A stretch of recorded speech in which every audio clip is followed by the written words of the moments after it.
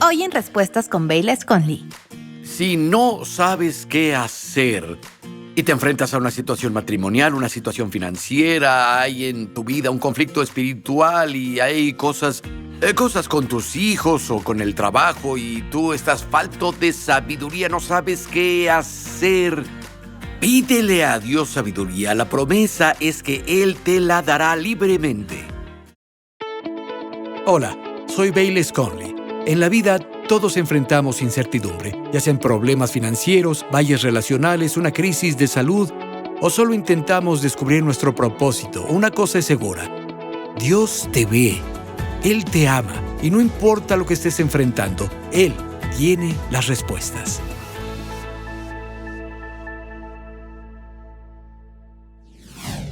Hola amigo, me alegra que nos acompañes hoy. Tengo una palabra en mi corazón que quiero compartirte. Si pudieras sentarte conmigo aquí y ahora y yo abriera la ventana o de hecho la puerta de atrás de mí, verías que el viento está libremente aullando aquí en California hoy. Los árboles están doblados, hay hojas volando por doquier. No es un buen día para las señoras que quieren mantener su cabello peinado porque hay mucho viento. Voy a hablarte sobre el viento. De hecho, quiero hablarte de 3 tipos de viento de los que se habla en el Nuevo Testamento y representan desafíos que todo creyente enfrentará en la vida. Ahora, no podré terminar este mensaje hoy, así que tendrás que sintonizarnos de nuevo para oír lo que falte de lo que quiero compartir sobre el viento. Lo titulé Conquistando el viento. El primer tipo de viento que representa un desafío que todo creyente enfrentará, lo hallamos en el libro de Santiago, capítulo 1. Comenzaré leyendo el versículo 5. Dice esto: si a alguno de ustedes le falta sabiduría, pídala a Dios, quien da a todos con liberalidad y sin reproche, y le será dada. Esa es una gran promesa. Si no sabes qué hacer y te enfrentas a una situación matrimonial, una situación financiera, hay en tu vida un conflicto espiritual, hay cosas con tus hijos o con el trabajo y tú estás falto de sabiduría, no sabes qué hacer. Pídele a Dios sabiduría. La promesa es que Él te la dará con liberalidad y sin reproche. No hallará falla. Él no te regañará y dirá: deberías hacer esto. Después de todo este tiempo, debe ser broma. ¿Me pides sabiduría? ¿No sabes esto? ¿No escuchas cuando vas a la iglesia? Porque el pastor habló de esto ese mismo domingo. No, Dios no te reprenderá. Él no te regañará. Él no hallará fallas. Si pides sabiduría, Él te dará sabiduría. Eso es algo maravilloso. Él te mostrará qué hacer, cómo hacerlo y cuándo hacerlo. Pero no para ahí. Dice: pero pida con fe, no dudando nada, porque el que duda es semejante a una ola del mar, movida por el viento. No piense tal hombre que recibirá cosa alguna del Señor. El hombre de doble ánimo en todos sus caminos es inestable en todos sus caminos. El primer viento que tendremos que afrontar como creyentes y del que hablaremos ahora es el viento de la duda. No recibirás sabiduría, la sabiduría que Dios promete darte, ni cualquier otra cosa que pidas, si dudas y te vuelves de doble ánimo después de pedirla. Creo que todos podemos identificarnos. Pides, oras a Dios sabiduría o algo más, y una vocecita te dice en tu mente: no estás creyendo realmente. Dios no te escuchó.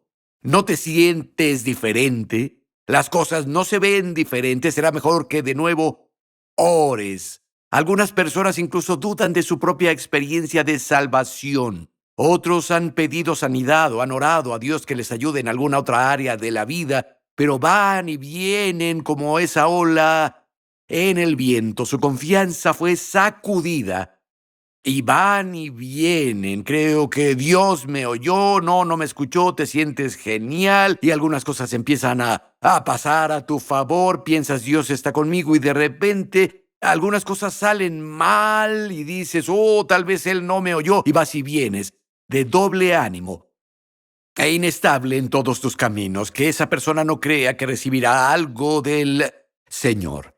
La Escritura dice que debemos pedir con fe, sin dudar nada, permaneciendo firmes, y significa que debemos mantenernos firmes y negarnos a ceder a la voz de la duda cuando oramos y pedimos a Dios algo de acuerdo con su palabra.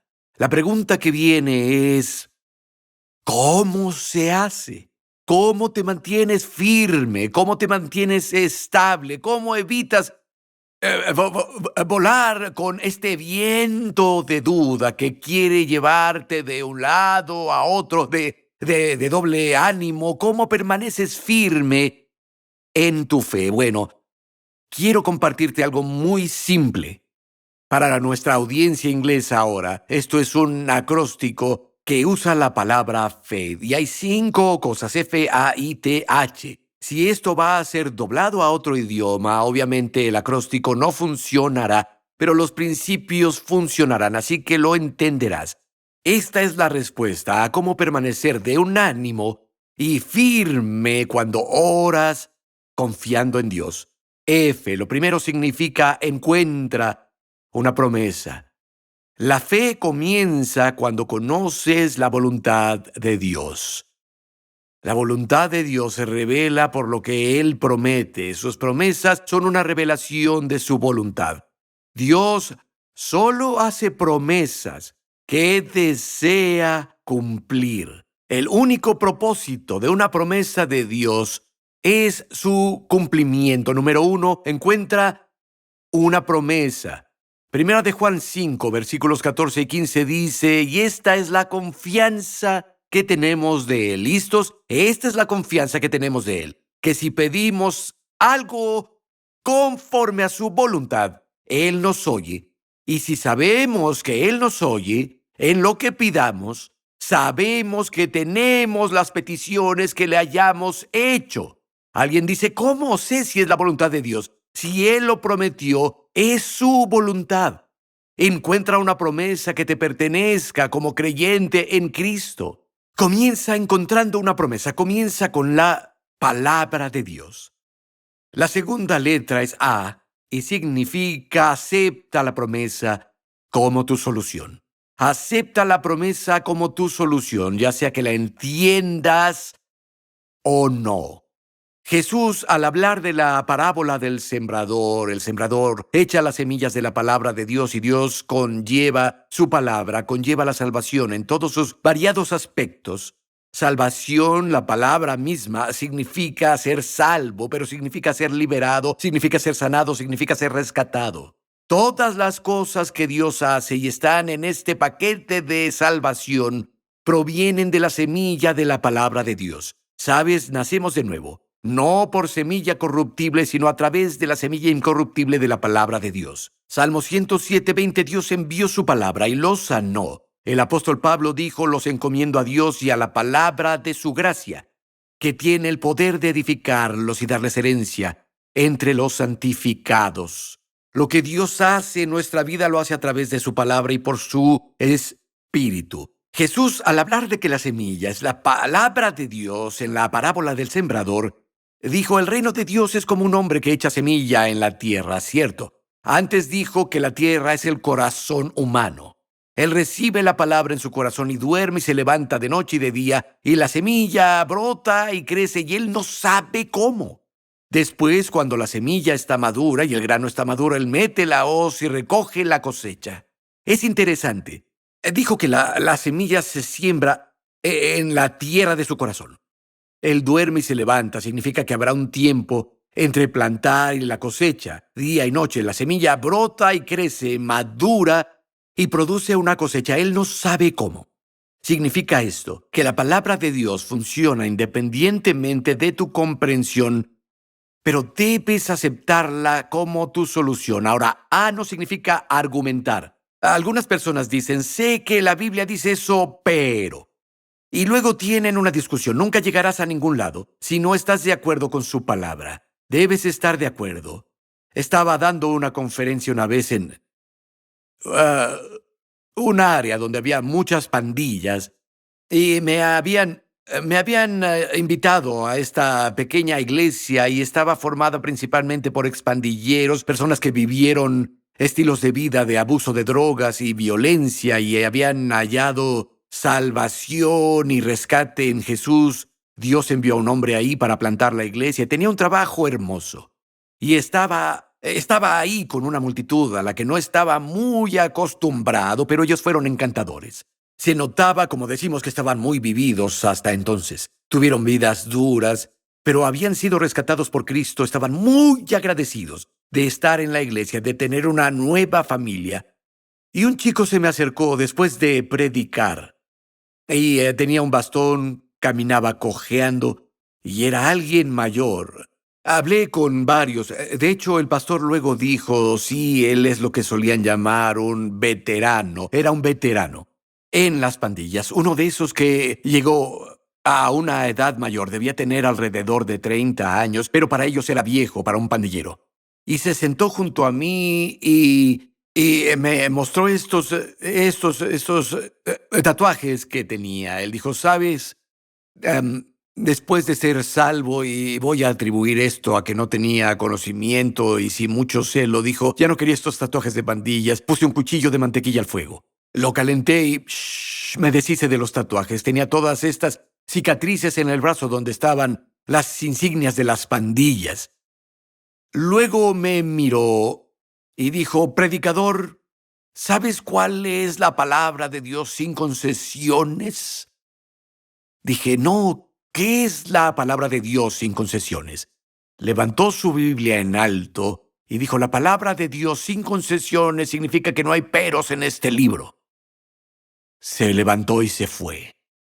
Tal vez hasta hoy es la mejor definición que haya oído de la palabra de Dios sin concesiones. No hay peros en el libro. La Escritura dice que todo el que clame en el nombre del Señor será salvo. Algunas personas dicen sí, pero no hay peros en el libro. La promesa es cierta. Por sus llagas fueron sanados. Sí, pero. No. La palabra de Dios sin concesiones es que no hay peros en este libro. Las cosas que deseas cuando ores, crees que las recibirás y las tendrás. Jesús dijo, algunas personas dicen sí, pero. No, la palabra de Dios sin concesiones es que no hay peros en este libro. Y volveremos a esta segunda cosa. Hablamos de cómo nos dejamos llevar por el viento de la duda. Acepta la palabra de Dios, no discutas con ella. Encuentra una promesa y acéptala. La siguiente letra de fe en inglés del acróstico es I y significa implanta la palabra de Dios en tu corazón. En este mismo capítulo del libro de Santiago, versículo 21, dice, reciban con mansedumbre la palabra implantada, de la cual puede salvar su alma. Solo cuando se implanta, salva. Solo cuando se implanta, sana, libera o cambia las circunstancias. De nuevo, volvamos a la parábola del sembrador. Jesús dijo, el sembrador siembra la palabra. Cae en el corazón de las personas. Satanás viene de inmediato a robar esa palabra. Y otras veces usa las herramientas de la persecución y la aflicción, la concupiscencia de otras cosas y el amor al dinero ahogan la palabra de Dios y se vuelve infructuosa. Pero los que aceptan la palabra, la guardan y permiten que eche raíces en la tierra de su corazón, ella crecerá y producirá una cosecha. La cosecha coincide con lo prometido. Ya sea una cosecha de salvación, una cosecha de sanidad, una cosecha de paz, una cosecha de sabiduría, todo lo que pueda hacer.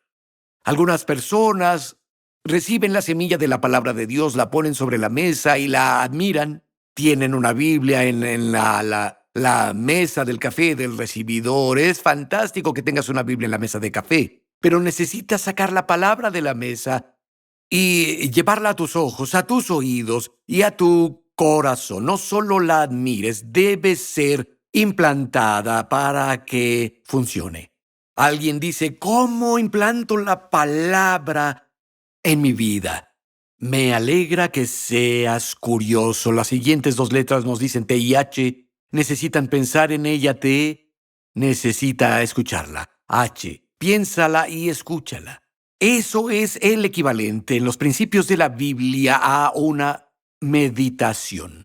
Déjame leerte Josué capítulo 1 y versículo 8. Moisés ha muerto, Josué ahora ha tomado las riendas del liderazgo. Tiene que guiar al pueblo de Dios a la tierra prometida. Estos son zapatos muy grandes que llenar. Él tiene que guiarlos como Moisés los había guiado fuera de la tierra de Egipto. Josué, ¿cómo lo harás? Esto es lo que el Señor le dijo. Josué 1:8, el Señor dijo, este libro de la ley, mi palabra, nunca se aparte de tu boca. Medita en él de día y de noche, para que guardes y cumplas todo lo que está escrito en él. Así tu camino será próspero y todo te saldrá bien. Dios dijo que si quieres tener éxito, si quieres prosperar, si quieres tener éxito en lo que te llamó a hacer, tienes que centrarte en mi palabra. Medita en mi palabra día y noche. La palabra hebrea para meditar significa musitar o murmurar, reflexionar sobre ello, pensar, dar vueltas y vueltas en la mente y hablar en voz alta. Estás aceptando una promesa, la promesa que cubre tu necesidad. La promesa es mi respuesta, la acepto. Necesito que me lo implanten en el corazón. ¿Cómo lo hago? Primero empiezo a meditar en eso. Le doy vueltas en mi mente, lo pienso. Lo leo de nuevo, reflexiono sobre ello, lo leo en voz alta para que mis oídos oigan. La Biblia dice, inclina tu oído a su palabra. Manténla en medio de tu corazón. Entonces harás tu camino próspero y tendrás éxito. El Salmo 1 nos dice algo muy similar. Versículo 1. Bienaventurado el hombre que no anduvo en consejo de impíos, ni en camino de pecadores, ni se siente en la silla de escarnecedores, sino que su deleite está en la ley del Señor, en la palabra de Dios. Y en su ley medita de día y de noche. El resultado, versículo 3, sí será como árbol, plantado junto a corrientes de agua, que da su fruto en su tiempo. Recuerden, hay un tiempo de la siembra a la cosecha. Tampoco su hoja se marchitará, y todo lo que haga va a prosperar. Queremos prosperar en las cosas que Dios nos ha llamado a hacer. Queremos ver el cumplimiento de sus promesas. La meditación en la palabra de Dios es lo que lleva la palabra de tu cabeza a tu corazón. Y amigo, la fe es del corazón. Cuando llega a tu corazón, la fe es el natural subproducto.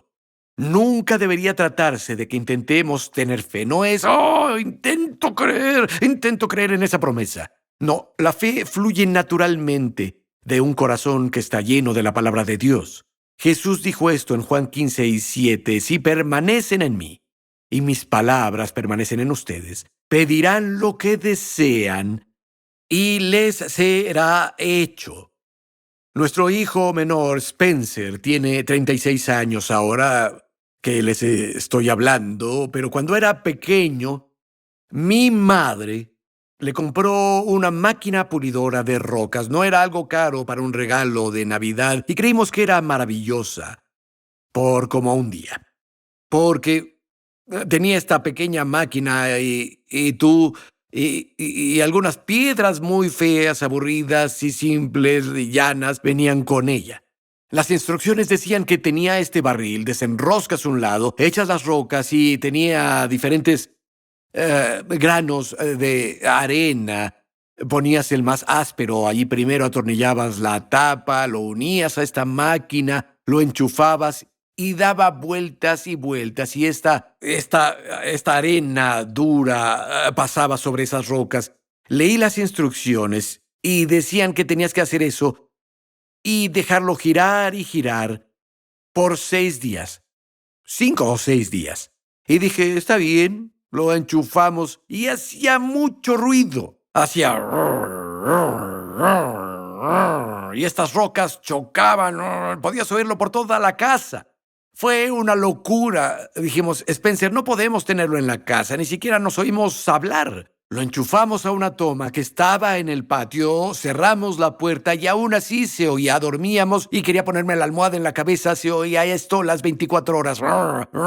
Estas rocas giraban y giraban. Finalmente se cumplieron los 5 o 6 días. Yo, gracias a Dios. Leí las instrucciones. Decía, abre el extremo del barril y pone el siguiente grano de arena más fino ahí y hazlo por otros 3 días. Pensé, 3 días más de esto. Teníamos invitados que iban a la casa. Lo primero que decían al entrar era, ¿qué es ese ruido? Es la pulidora de rocas de mi hijo. El tiempo pasó y finalmente pusimos el grano de arena más fino ahí y luego cerramos el barril y tuvimos que hacerlo varios días más. Lo estuvimos haciendo en total, creo que por 8 o 9 días, algo así. Nos volvimos locos. Finalmente dijimos, ok, está hecho, Spencer, veamos tus rocas. Desenroscamos el barril, tiramos todo, lavamos. No podía creer lo que veía. Esas rocas deformes y aburridas que habrías echado a un lado eran hermosas. Brillaban y relucían con tonos y colores que antes no se veían. Eran increíbles. Tomamos un par de ellas y las volvimos piezas de joyería que mi hijo Spencer le dio a su abuela, mi madre, como regalo de Navidad. Hizo un pequeño collar. Eran hermosas. ¿Sabes qué? Esa máquina pulidora de roca se parece al arte de la meditación. Echas la palabra de Dios en la tierra de tu corazón y la dejas girar una y otra vez, piensas en ella, reflexionas sobre ella, estás puliendo, la lees de nuevo, dices, vaya, no obtengo nada de esto, parece una pérdida de tiempo. Han pasado días desde que leí estas promesas, leí este capítulo más de 20 veces. No, sigue meditando y reflexiona. Dilo en voz alta una y otra vez. Es como estas rocas girando en ese barril de rocas deformes. Y amigo, te diré algo, tarde o temprano, si meditas en la palabra de Dios, las escrituras que eran deformes y aburridas y que no hacían nada por ti, brillarán con iluminación y revelación y la fe brotará. Pon la palabra en tu corazón y manténla en tu corazón. Si has sido sacudido por el viento de la duda, encuentra una promesa. Acéptala como tu respuesta. Implántala en tu corazón con meditación y conquistarás el viento de la duda. Solo me quedan unos minutos ahora y tengo un par de vientos de los que quiero hablar. El segundo es el viento de la falsa doctrina. El apóstol Pablo habla de ello en el libro de Efesios, hablando de personas que son sacudidas aquí y allá por todo viento de doctrina. El último del que hablaremos es el viento de los problemas. Jesús habla de aquellos que oyen la palabra pero no actúan sobre eso. Cae la lluvia y aumenta la inundación, sopla el viento y su casa se colapsa, porque fue construida sobre arena y no sobre roca. Desearía tener tiempo para estudiarlos ahora, pero los veremos la próxima vez. Voy a tomarme unos momentos y animarlos si es posible. Yo me salvé de un estilo de vida de abuso de sustancias y alcoholismo. Estaba en muchos problemas, muchas cosas malas sucedían en mi vida. Un niño de 12 años se me acercó un día y me habló de Jesucristo en un parque. Y terminé en una misión callejera, llena de vagabundos, drogadictos, y fue ahí donde entregué mi vida a Jesús. Pasé al frente en ese pequeño, espacio de reuniones, en ese lugar para desatendidos y personas adictas a las drogas, y entregué mi vida a Jesús. Pusieron sus manos sobre mí, pidieron por mí, fui liberado esa noche de años de abuso de sustancias. Desde ese día hasta hoy han pasado 48 años y nunca, ni una vez, he tenido una droga ilegal en mi cuerpo. Hasta ese momento no había estado sobrio ni consciente por años y años. Jesús me liberó, pero déjame decirte cómo seguí liberado. Al inicio aprendí la importancia de la palabra de Dios. Comencé a tener una aventura con el libro de Dios. Estaba en una venta de garage. Las personas vendían una lámpara vieja, unos viejos jeans, unas viejas tijeras de jardinería y esto y aquello, y había una Biblia ahí. Fueron 35 centavos. Di al chico los 35 centavos y compré mi primera Biblia. Fue la mejor inversión que hice en mi vida. En aquella época yo vivía encima de un pub, un bar. Tenía una habitación que le renté a una chica que conocía la habitación que tenía, ni siquiera tenía baño. Solo había un colchón en el suelo y como un armario contra la pared, sin alfombra ni nada en el suelo, pero me dio un espacio para dormir. Ni siquiera tenía electricidad en ese cuarto. Pero comencé a leer esta Biblia. Yo encendí una vela, tenía la vela y leía la Biblia horas, hasta altas horas de la madrugada leía. Empecé en Génesis, eso fue asombroso y fascinante. Leí todo el Éxodo y luego llegué a Levítico y me estanqué ahí. Pero seguí leyendo. Ojalá alguien me hubiera dicho que comenzara en el Nuevo Testamento. Pero nadie me dijo. Pensé, bien, es un libro, iniciarás al principio, y lo hice, leí toda la Biblia y quedé asombrado cuando llegué a las promesas de Jesús y las palabras de Jesús y los evangelios y las epístolas que me decían quién era yo y qué tenía en Cristo. Lo devoré, lo leí, lo pensé, lo medité y cambió mi vida. Lo más importante que he hecho jamás como cristiano es poner la palabra de Dios en mi corazón hasta el día de hoy. Sigo haciéndolo. Me levanté temprano esta mañana y me senté en la mesa de la cocina, me preparé un poco de té y leí la palabra de Dios. La leí. Lo último que hice anoche, antes de dormir, me acosté en la cama y leí la palabra de Dios. De hecho, lo leí de un dispositivo electrónico en el que tengo diferentes traducciones. Lo que hice fue leer, de hecho, el Salmo 55 anoche. Lo leí lentamente, lo leí en inglés y luego abría otro idioma traducido y lo leía en otro idioma y me aseguré de entender toda la palabra en otro idioma. Hablo otros idiomas, no tan fluido como quisiera, pero trabajo en ello. Leí versículo por versículo. No es un salmo largo, pero me tomó mucho tiempo porque pensé en él y qué significa. Reflexioné sobre cada versículo, leí en otro idioma y luego en inglés de nuevo. Es lo más importante que he hecho en mi vida y es la única forma de conquistar el viento de la duda. Amigo, tú puedes hacerlo. Quiero agradecerte por acompañarme, quiero decirte que te amo y quiero agradecer a aquellos de ustedes que apoyan la transmisión. Podemos llevar estas verdades a otras personas y ayudarlas también. Así que oren por nosotros, oren por apoyarnos y oro para que Dios los bendiga mucho. Nos vemos luego. Para más información e inspiración, visita bailesconley.com. Oramos para que la bendición de Dios te acompañe siempre.